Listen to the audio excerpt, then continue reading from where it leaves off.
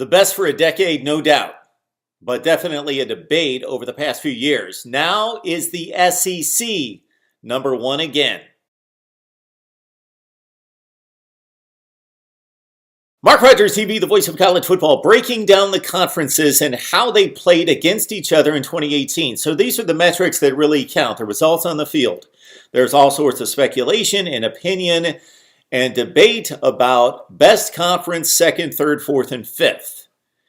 This actually lets you know in context how the different conferences played against each other in 2018. Now, most of those games were played in September, and then a large portion, of course, during the college football playoffs and bowl season. We have run through all the conferences, so check out the videos posted about the Pac-12, the SEC, or the ACC, the Big Ten, and the Big 12. We've now moved on to the SEC.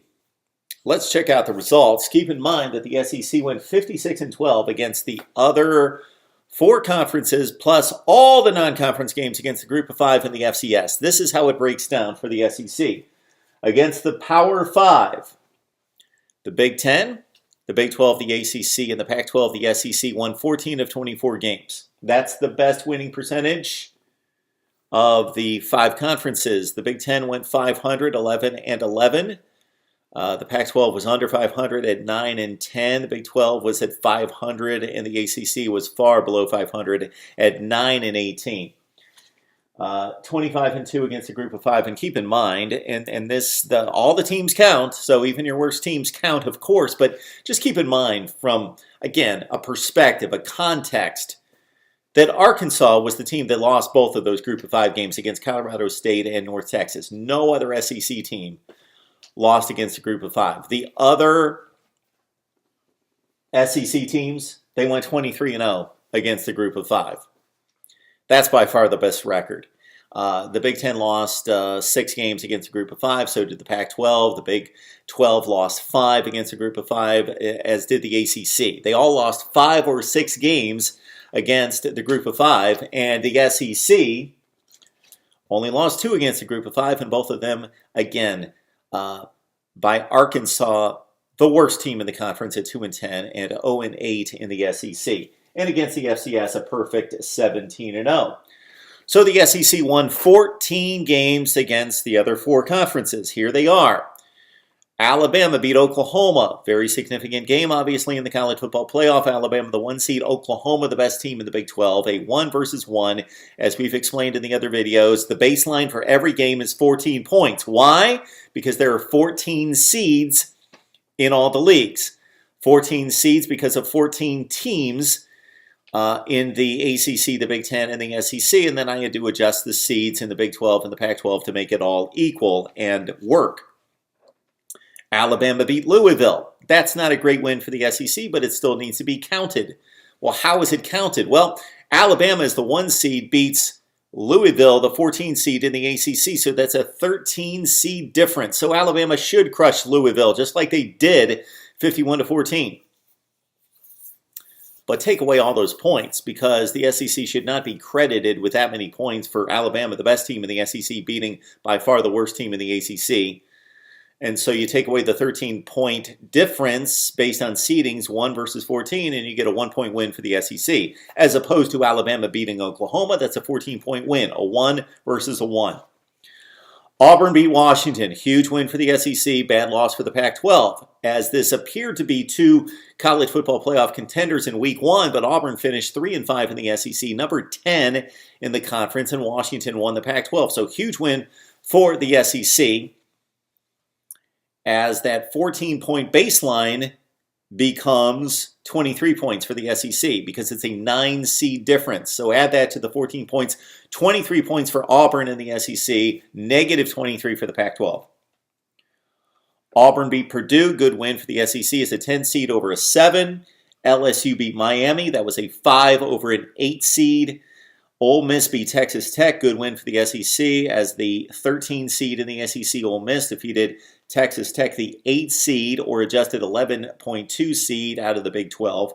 Mississippi State beat Kansas State. They were both the 7 seeds in their conferences. Texas A&M over NC State in the bowl game. They obliterated the Wolfpack 52-14 in that game. And so Texas A&M is the 6th seed in the SEC, defeats the 4th seed in the ACC. Florida over Michigan, that's a 4 over a 2. And Kentucky is a 3 seed, beat Penn State a 4 seed, another good win for the SEC. Kentucky is the 3, defeated Louisville the 14. Louisville's hapless, and they rolled 56-10. Georgia over Georgia Tech, that seems to be a wide disparity. But Georgia Tech was 5-3 in the ACC. They were the 5 seed in the ACC, so that's a good win for the SEC. Number 2 seed, Georgia, defeats number 5 seed, Georgia Tech. And then finally, Mizzou over Purdue. Good win for the SEC as Mizzou comes in as the 8th seed against Purdue, the 7th seed, like-seeded teams. And the SEC won on the last play of the game, 40-37 in West Lafayette. Good showing by the SEC. They beat Oklahoma, Washington, Purdue a couple times, Penn State, Michigan, North Carolina State, Miami. All right, let's look at the losses for the SEC. There were 10. Were there any bad losses? So the SEC lost 10 games against the other leagues, and 3 of them were to the national champion Clemson Tigers, who defeated Texas A&M, Alabama, and South Carolina. So 3 losses to Clemson. They also lost to Iowa. That was Mississippi State losing to the Iowa Hawkeyes in the Outback Bowl, 27-22. So that was an 8 seed out of the Big Ten, defeating the SEC 7 seed Mississippi State. Texas, Georgia, runner-up in both leagues. The conference championship game loser. Texas dominated for most of the game, beat Georgia 28-21. Good win for the Big 12. Not a bad loss, horrible loss for the SEC, but their number 2 seed lost to the number 2 in the Big 12. Virginia over South Carolina, 6th seed, despite having the same record in the conference, 6th seed out of the ACC, 9th seed out of the SEC. Bad loss for the SEC here, and when I say bad loss, they really didn't have any horrible losses. Slightly bad loss when you've got the 9 seed or the adjusted 12.6 seed out of the Big 12, Oklahoma State, defeating Missouri. West Virginia beat Tennessee. That's understandable. Tennessee was the 12 seed, 2-6 in the SEC. They lost to West Virginia, one of the best teams in the Big 12. Notre Dame beat Vandy. Remember Vandy going to South Bend, playing Notre Dame to the wire, 22-17. That's actually a good loss for the SEC. We could also add this metric in at some point if we could get a hold of how to calculate it. Good losses, there are such things as good losses when you're not when you're a football team and you're trying to win games, but when you're evaluating conferences, when you take your 11th best team, Vanderbilt, you go on the road to Notre Dame and only lose 22-17 and have the ball down to the 15 or 20 yard line to try to win the game, that's a good loss for the conference, for evaluation purposes. So the 1 seed Notre Dame beats Vandy, the 11th seed. Baylor, a 6 seed, beat Vandy, the 11th seed, and again, Clemson over South Carolina. So the SEC losses were not bad. They did not suffer a bad loss against the Power 5. They just didn't. So all those losses come to 111.8 points. Take that away from the 170 plus that are earned for the wins, and the SEC comes out with 58.9 points. All right, I always find these metrics interesting here, that in the wins, SEC teams that won those 14 games against the Power 5 won 61% of their games in the SEC, and they beat teams in the other conferences that won 53% of their games in conference.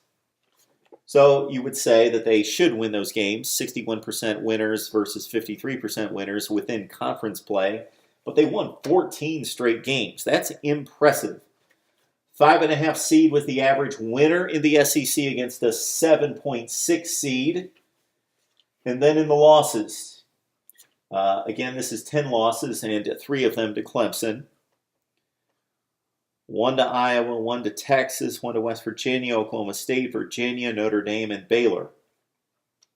Those SEC teams that lost those 10 games won 55% of their games in the conference, but they played teams that won almost 67% of the games in their conference, obviously bolstered by Clemson going 9-0 in the ACC, so that's 27-0 in those 3 games I had to factor in. Clemson going 27-0 in the conference.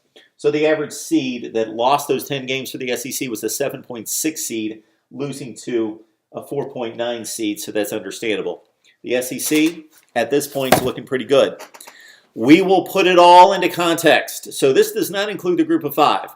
And not so much with the SEC, because they held serve against a group of 5, and just the 2 Arkansas losses were embarrassing for the league. But other conferences had their big wins, but their embarrassing losses against the group of 5, and a few FCS losses in there as well. So we will put it all together, put it in context, the measurement, but also give some meaning to it in perspective. Right here at Mark Rogers TV, the voice of college football. Smash the like button if you love college football. If you don't like college football, please move on to something else. The gardening, you got some good cooking channels here at on YouTube, so move on to those channels.